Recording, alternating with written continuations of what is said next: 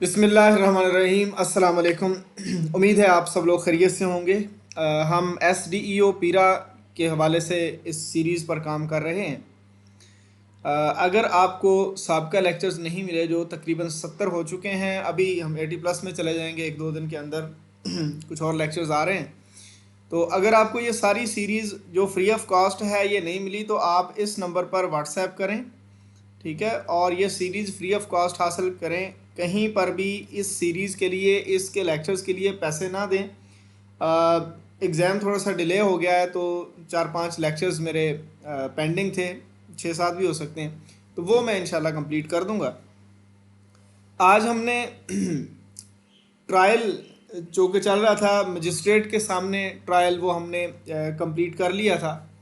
आज हमने summary trial देखना है। समरी ट्रायल क्या होता है?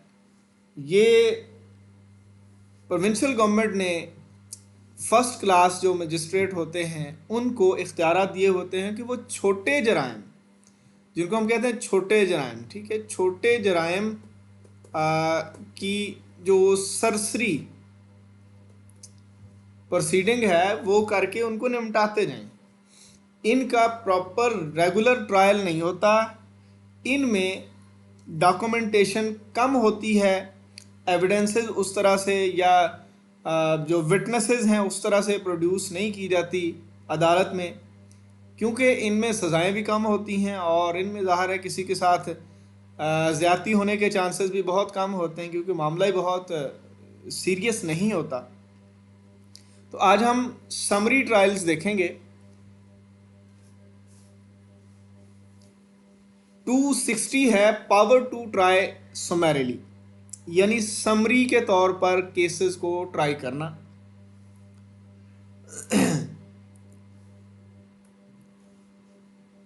ये सेक्शन हमारा 260 बताता है कि फर्स्ट क्लास मजिस्ट्रेट जिनको गवर्नमेंट ने स्पेशल पावर दी होती हैं, या कोई बेंच भी हो सकता है, वो इस किस्म के तमाम तर केसेस, जो छोटे केसेस, ये छोटे जराइम के केसेस होते हैं, उनको सुनते हैं।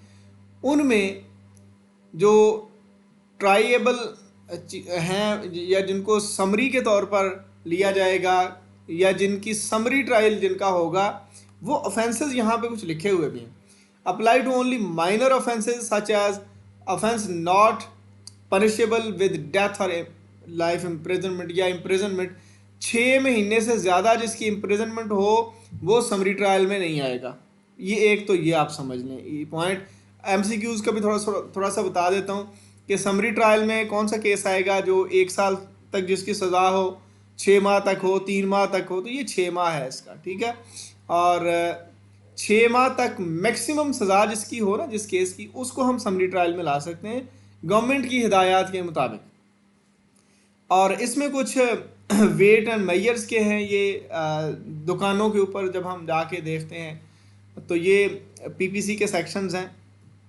वेट एंड मेयर के हवाले से नाप तोल में कमी करेगा कोई तो हम उसको मिलावट करेगा तो किस तरह पकड़ेंगे ना, तो वो वाले तमाम तर केसेस यहाँ पे आ जाते हैं। प्राइस कंट्रोल वाले भी यहाँ पे आ जाते हैं। थोड़ी सी एक लिस्ट भी यहाँ पे दी हुई है, 337A123। ये जो हर्ट्स हैं यानी ज़ख़म हैं, कोई लड़ाई झगड़ा हुआ है तो ये जो ज़ख़म होते हैं ना, ज़ख़म, इन ज़ख़मों के मुताबिक कितना गहरा ज़ख़म है उसके मुताबिक ये जो है ना 337A123 इस तरह ये होती हैं आगे, कितना गहरा ज़ख़म उस लिहाज से इसकी सज़ा फिर बढ़ती जाती।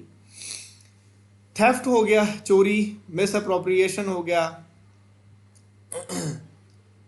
ये भी फ्रॉड वगैरह ही समझ ले, और रिसीविंग स्टोलन प्रॉपर्टी, वो तमाम तरह केसेस। पहले हमने बात की है 6 मंथ तक जिनकी मैक्सिमम सज़ा हो सकती है, वो वाले केसेस। और ये अमाउंट भी आ गई कि अगर 10,000 तक की लिमिट हो तो उसको हम समरी ट्रायल में लेंगे। उसके बाद मिसचीफ अंडर ये 427 है, ये डैमेजेस होते हैं, ये भी इसी में आ जाएगा। ये 50 रुपये से ऊपर का डैमेज होता है तो ज़ाहिर है ये था 10,000 के अंदर भी तो आ सकता है ना, तो उसको देखकर भी समरी ट्रायल लिया जा सकता है अगर इतनी अमाउंट के अंदर है वो। उसके बाद house trespass and related offences, ये 448, 451, 452 इसमें नहीं आता, वो मेजर ऑफेंसेस चार दीवारी का तकद्दुस माल करने वाली। तो ये जो है किसी के घर या किसी के हाउस की जो है ना इन्वेजन, वैसे ट्रेस पर नुकसान पहुंचाना होता है, उससे रिलेटेड ऑफेंसेस आ गए। फिर इंसल्ट एंड क्रिमिनल इंटिमिडेशन है, ये 506, 504, 506, ये वैसे थ्रेट वगैरह करने वाले होते हैं। उसके बाद पर्सनेटिंग एट इलेक्शंस, तो ये PPC 171 है। उसके बाद अबैटमेंट है या फिर अटेम्प्ट ऑफ दीज जो क्राइम्स, ये जो सारे क्राइम्स लिखे हुए हैं, ऑफेंसेस लिखे हुए हैं, ये हों या इनकी अटेम्प्ट हो, तब भी वो समरी ट्रायल में आएगा। उसके बाद है ऑफेंसेस अंडर सेक्शन 20, ये जो कैटल ट्रेसपास एक्ट है 1871, यानी आपका जानवर किसी का नुकसान करता है तो वो मालिक जिम्मेदार होता है। उसमें पावर टू कंप्लेन जो है ना, पावर टू कंप्लेन वो सेक्शन 20 देता है। तो वो सेक्शन 20 में आपका जानवर किसी का नुकसान कर जाता है तो उस का जो जैसे हम कहते हैं कार्रवाई होगी वो भी समरी ट्रायल में हम लेंगे, क्योंकि उसका भी ज़ाहिर नुकसान इसका करीब करीब हो सकता है।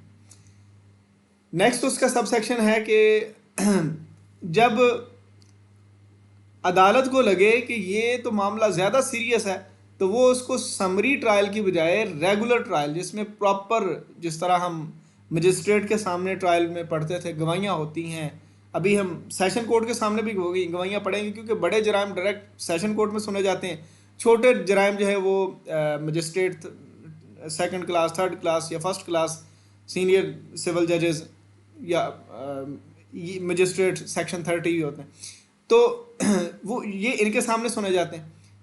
बड़े जराइम जो हैं वो डायरेक्ट ही सेशन कोर्ट में चले जाते हैं या एडिशन सेशन के पास लग जाएंगे।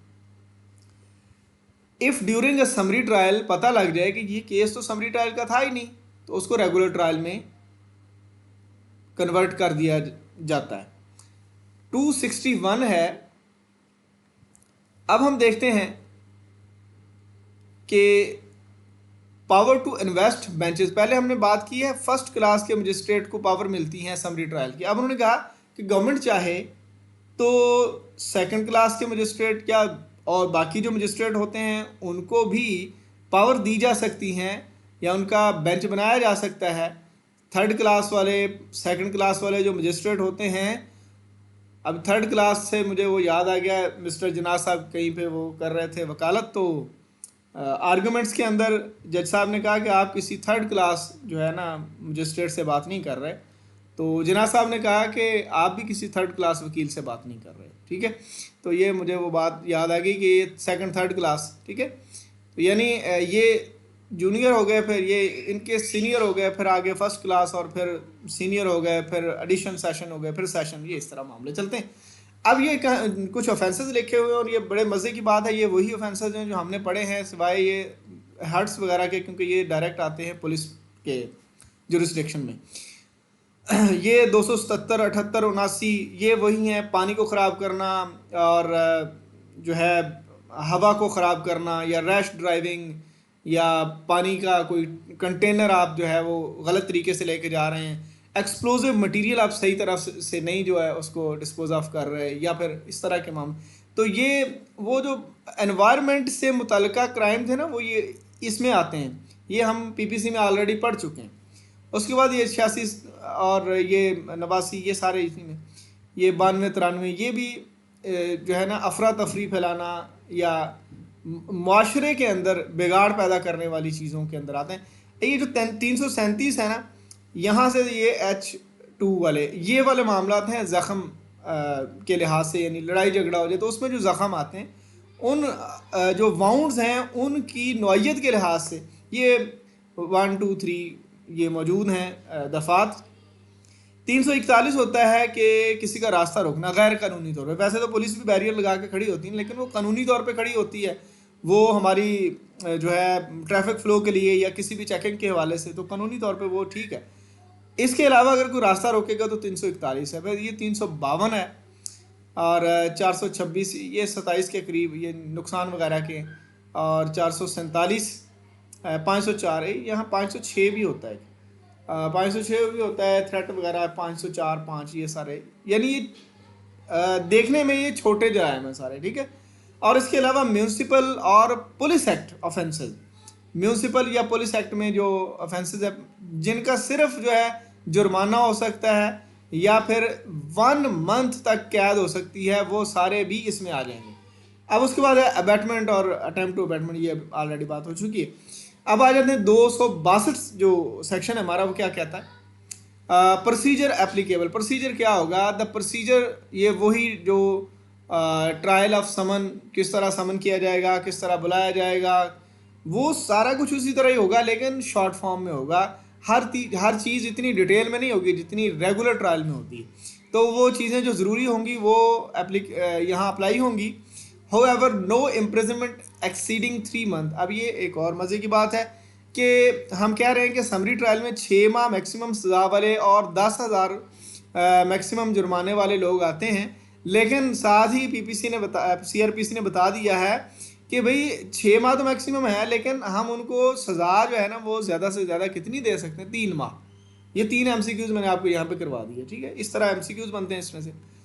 और उसके बाद है 263 है, record in cases where there is no appeal. देखें, अगर तो मुकम्मल, जिसको हम कहते हैं कंप्लीट ट्रायल हुआ है, कंप्लीट एविडेंसेस हुए हैं, तो अपील का हक है। अगर सरसरी तौर पे सुना गया तो फिर आगे डिस्क्रिप्शन भी होगी कि कितने का अमाउंट या फिर कितने के इम्प्रिजनमेंट है जिसकी अपील आगे किस तरह से होगी, वो सारा बता दिया जाएगा। अभी है कि इफ़ नो अपील लाइज, अगर किसी की अपील लाई नहीं करती, ज़ाहिर है आगे अपील का जब हम चैप्टर पढ़ेंगे तो उसमें बता दिया जाएगा। अगर किसी में अपील ही लाई नहीं करती तो उसमें हम ज़्यादा लंबा चौड़ा जो है ना वो प्रॉपर नहीं उसको सुनते, उसको हम सरसरी तौर पे सुन लेते हैं क्योंकि वो माइनर होते हैं cases. Instead they must record the, वो सिर्फ ये वाली चीज़ें, सीरियल नंबर होती है, FIR वगैरह, कंप्लेंट वगैरह, और डेट ऑफ ऑफेंस हो गई, डेट ऑफ रिपोर्ट कंप्लेंट होगी, नेम ऑफ कंप्लेनेंट, मुद्दई जिसको कहते हैं हमें, और नेम, उसका पेरेंटेज होगी, रेजिडेंस, ये इसका। और ऑफेंस हो गया, उसमें क्या क्या है, उसमें कितनी वैल्यू बताई गई है, कितना नुकसान हुआ है। उसके बाद अब अदालत कहती है कि प्ली इसने, यानी इसने कोई गुजारिश की है, इस बंदे ने, इस मुलज़म ने हमसे, इसने बताया है कि मैं गिल्टी हूँ या नहीं। और फिर एग्जामिनेशन ऑफ अक्यूज्ड, तो उसको ज़ाहिर है उसका एग्जामिनेशन भी होता है, ये भी मेडिकल एग्जामिनेशन भी इसमें मौजूद हो। सम टाइम होता है कि माइनर है ये या फिर लुनेटिक है, तो ये चीज़ें भी। और एग्जामिनेशन ऑफ एक्यूज्ड एक और भी है कि उसको हमने चेक भी करना, उसका एनालिसिस भी होता है, उसको क्रॉस एग्जामिनेशन भी, उससे सवालात भी होते हैं, ठीक है। ये उस लिहाज से भी आप देख सकते हैं।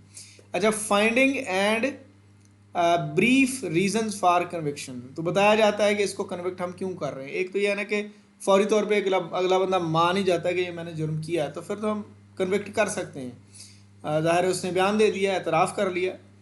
अगर नहीं करता तो फिर हमें पूरा ट्रायल या फिर समरी ट्रायल चलाना ही पड़ता है। सेंटेंस और फाइनल ऑर्डर भी इसमें आता है, और डेट ऑफ टर्मिनेशन अप्रोच, किस डेट तक प्रोसीडिंग हुई है, कहाँ पे हमने रोकी है, ये वाली चीज़ें इसमें समरी ट्रायल में आती हैं। 264 में क्या है, रिकॉर्ड एंड अपीलेबल केसेस। जब अपीलेबल केसेस हैं तो उनमें रिकॉर्ड क्या होगा, ऊपर तो बता दिया ना कि जो अपीलेबल नहीं है उनमें तो सिर्फ इतने रिकॉर्ड चाहिए।